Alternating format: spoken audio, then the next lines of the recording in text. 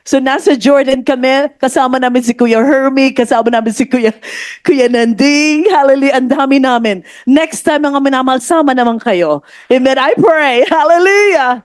Hallelujah, dadalhin tayo ng mahal na Panginoon sa iba't ibang lugar. If you desire sama ng mahal na Panginoon, ask and He shall give it to you.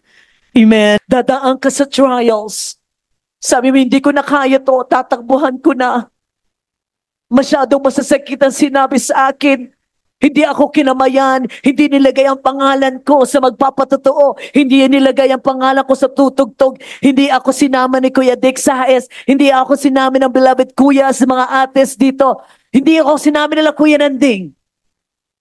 Mga minamahal tao lang sila. Everybody say amen.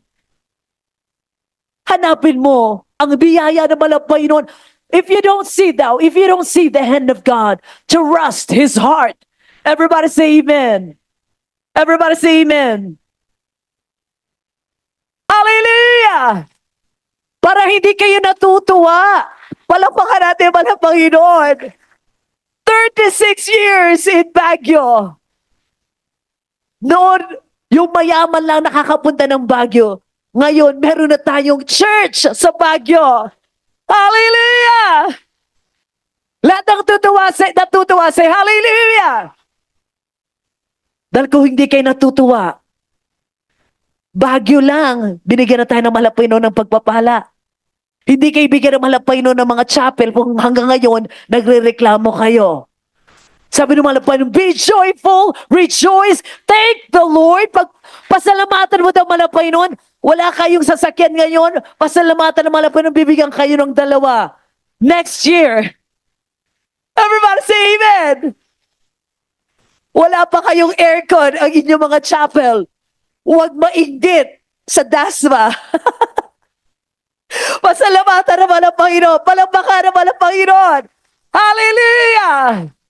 Darating rin sa Bangar, La Union ang mga aircon, Kuya Nanding. Hallelujah! Pero kung mahal ang Panginoon, bakit sila Brother Ed lang ang merong magandang chapel? Narinig na malapit, dapat pagpapalain ka na. Pero narinig na malapit, nag-murmur ka, ay, ibalik muna sa langit yung blessing. Kailangan mo pasalamatin daw tayo. Everybody say amen.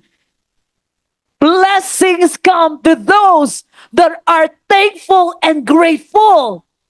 Everybody say amen. Everybody say amen.